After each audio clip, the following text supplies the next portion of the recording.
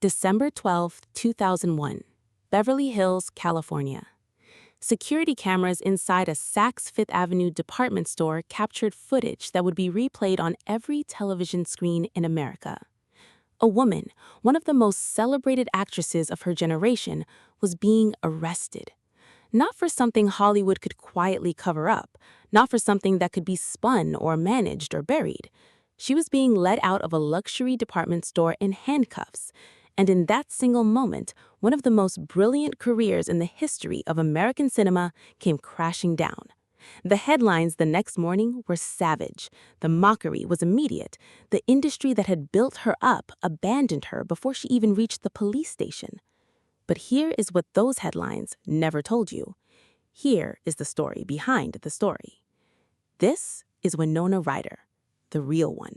To understand Winona Ryder, you have to go back to the very beginning, and the beginning is unlike almost any other story in Hollywood history.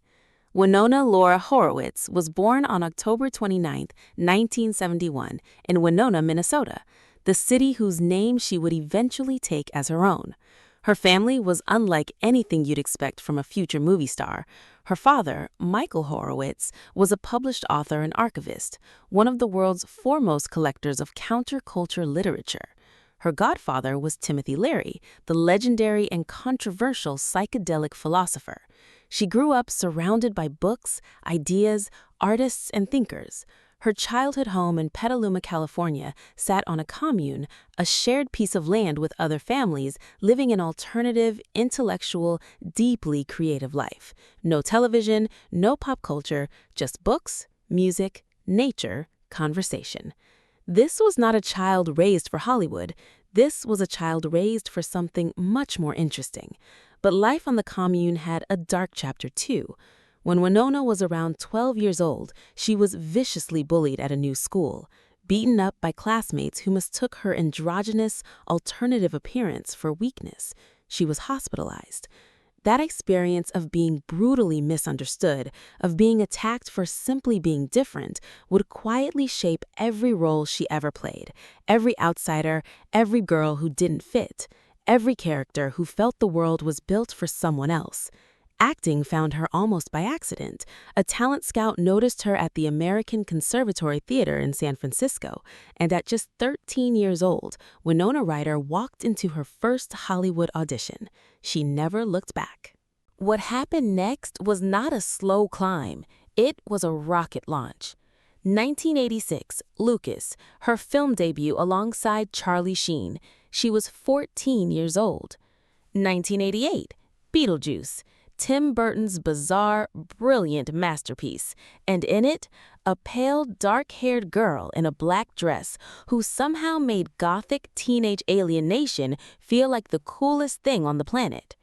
America had never seen anyone quite like her. She wasn't the blonde California beauty that Hollywood had always preferred. She was dark. She was unusual. She was literary and strange, and completely, magnetically herself. And audiences could not get enough. 1989, Heathers, one of the most subversive, darkly brilliant films of the entire decade, a film that rewrote what teenage girls could look like on screen. 1990, Edward Scissorhands, alongside Johnny Depp, who she was also deeply, publicly in love with in real life. The two of them became Hollywood's most iconic couple. He even tattooed Winona Forever on his arm. Think about that. A man loved her so completely that he carved her name permanently into his skin. By the early 1990s, Winona Ryder was not just a movie star, she was a cultural icon, the defining face of an entire generation of young Americans who felt like outsiders, who read books, who dressed in black, who didn't fit the mold.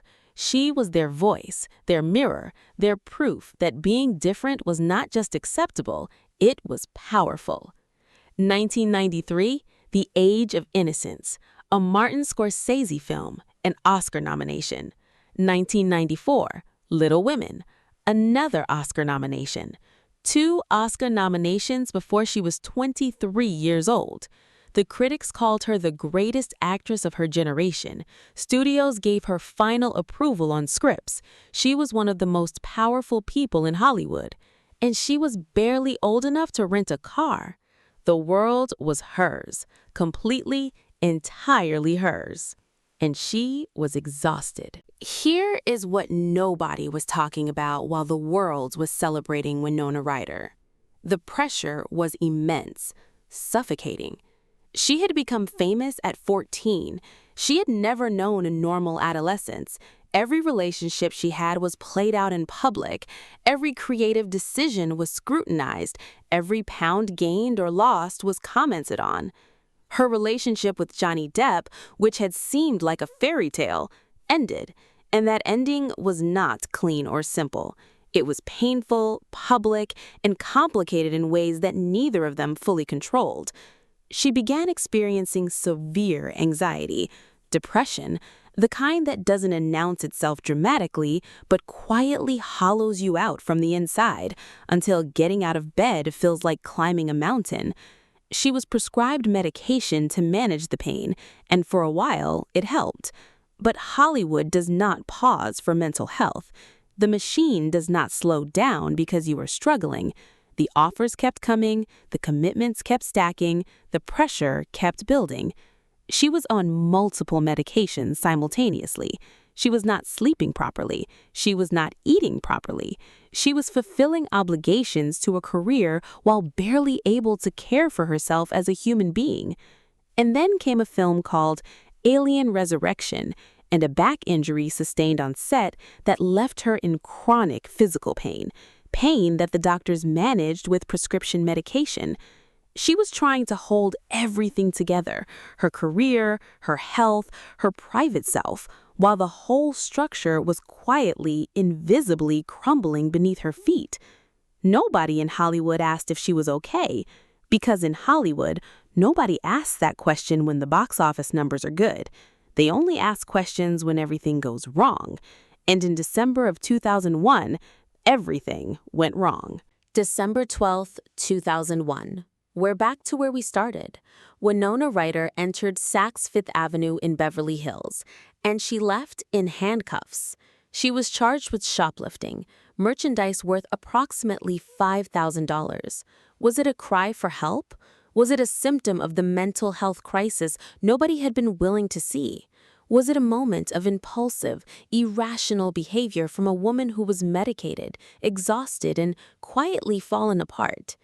It didn't matter, because the world had already decided what it was. It was a punchline. The late-night comedians lined up. The tabloids ran the security footage on a loop. Saturday Night Live did sketches. Award show hosts worked her name into their monologues. The Cruelty was breathtaking in its speed and its completeness. In 2002, she was convicted, given probation, community service, and fines. But the real sentence was handed down not by a judge, but by Hollywood. Film offers disappeared. The phone went silent. Producers who at once competed for her attention now pretended they'd never heard her name. She was 30 years old, and the industry that had defined her entire adult life had decided in the span of a single news cycle that she was done. The same Hollywood that had profited enormously from her talent, her image, and her years of extraordinary work discarded her like she had never existed. And what happened next revealed the true character of Winona Ryder, because she didn't break, not completely, but she did disappear. December 12th, 2001. We're back to where we started. Winona Ryder entered Saks Fifth Avenue in Beverly Hills, and she left in handcuffs. She was charged with shoplifting, merchandise worth approximately $5,000. Was it a cry for help? Was it a symptom of the mental health crisis nobody had been willing to see? Was it a moment of impulsive, irrational behavior from a woman who was medicated, exhausted, and quietly fallen apart? It didn't matter, because the world had already decided what it was. It was a punchline. The late-night comedians lined up. The tabloids ran the security footage on a loop.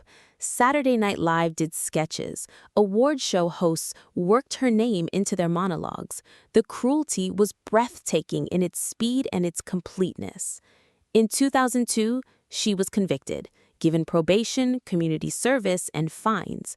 But the real sentence was handed down not by a judge, but by Hollywood. Film offers disappeared. The phone went silent. Producers who at once competed for her attention now pretended they'd never heard her name. She was 30 years old, and the industry that had defined her entire adult life had decided in the span of a single news cycle that she was done. The same Hollywood that had profited enormously from her talent, her image, and her years of extraordinary work discarded her like she had never existed. And what happened next revealed the true character of Winona Ryder, because she didn't break, not completely, but she did disappear. For the better part of a decade, Winona Ryder was gone. Not dead, not destroyed, but gone. She retreated from public life with a completeness that surprised even people who thought they knew her. No press tours, no interviews, no social media, not that it existed yet in the way it does now. No desperate attempts to rehabilitate her image through carefully managed appearances. Just silence. And in that silence, she did the hard, invisible, unglamorous work of actually healing. She got sober. She addressed her mental health, not for a magazine profile, not for a redemption narrative, but for herself. She read. She had always been a reader. Growing up in a house full of books will do that to a person. But now she read differently, deeper, with purpose. She spent time with the people who had loved her before the fame and who continued to love her through the fall. Her family, a small, loyal circle of real friends. She took small roles in smaller films, not to restart her career, but to remember why she had loved acting in the first place, to reconnect with the craft before the machine had gotten a hold of it. And she waited. Not passively, not helplessly. She waited the way a person waits when they have finally made peace with their own timeline, when they have stopped measuring their recovery against the world's expectations. The comeback, when it came, would be entirely on her terms. But first, the world needed to be ready for her again. And slowly, quietly, it was getting there. The first signs of the comeback were quiet, almost invisible. A small role here, a film festival appearance there. Critics who had written her off started writing something different. Pieces about her early work, reassessments, the kind of articles that get written when the culture starts to feel guilty about what it did to someone. And then came 2010, Black Swan, Darren Aronofsky's psychological thriller masterpiece, starring Natalie Portman, and in a supporting role, Winona Ryder. She played an aging ballerina being replaced by a younger dancer, a role that required her to embody the exact fear of obsolescence and displacement that Hollywood had spent a decade trying to make her feel. She took that role, and she used every single year of pain to fill it. The performance was devastating. Critics noticed. Audiences noticed. The conversation changed. And then, 2016, a small Netflix science fiction series that nobody was quite sure would work, a throwback to 1980s suburban horror, a show created by two brothers who had grown up watching the same films Winona had starred in. Stranger Things. When Netflix first approached her, many of her representatives were skeptical. Television, streaming television especially, was still considered a step down for a film actress of her stature. But Winona Ryder trusted her instincts, and her instincts, as they had always been, were extraordinary. Winona Ryder went from being the punchline of every late-night monologue to being the beating heart of one of the most beloved television shows in history. She went from handcuffs in Beverly Hills to standing ovations on global stages. She did it without performing her pain for public consumption, without selling her healing as content, without asking anyone's permission. She simply refused to be finished. And if you are sitting somewhere right now, feeling finished, feeling like the worst version of your story has already been told, and the world has already decided who you are, I want you to remember one thing. They said the exact same thing about Winona Ryder, and she made them eat every single word. If this story moved something in you, share it right now with one person who needs to hear it today. You never know whose turning point this might be. And if you want more stories like this, real stories, unfiltered stories, stories about people who refuse to accept the world's verdict on their life, subscribe and hit the bell. Because next week, we are telling a story even more unbelievable than this one. Your silence right now is not the end of your story. It might be exactly the beginning of it. Keep going. I want you to think about something. Winona Ryder was publicly humiliated at 30 years old in front of the entire country by a media system that had decided she was more valuable as a joke than as a human being. And instead of letting that define her, she chose something much harder. She chose to disappear until she was ready, not until the world was ready, not until Hollywood forgave her, not until the tabloids moved on, until she was ready. That distinction matters more than almost anything else in this story, because we live in a world that tells you your comeback has to be loud, it has to be fast, it has to be accompanied by a press tour and a redemption interview and a carefully worded apology statement. Winona Ryder rejected every single part of that. She healed in private. She rebuilt in private. She made peace with herself, not with the public, and trusted that the work would eventually speak for itself. And she was right. But here is the part of her story that I think gets overlooked most often. She never stopped being herself. Through the fall, through the silence, through the mockery, through the years of being treated as a cautionary tale rather than a human being, she never became someone else to survive it. She never softened her edges to make Hollywood more comfortable. She never pretended the fall hadn't happened. She never performed a version of herself designed to win back approval. She just continued being Winona. Dark, intelligent, strange, literary, magnetic Winona. And that, more than any role, any premiere, any award nomination, is the real victory. The world tried to reshape her through humiliation. It failed.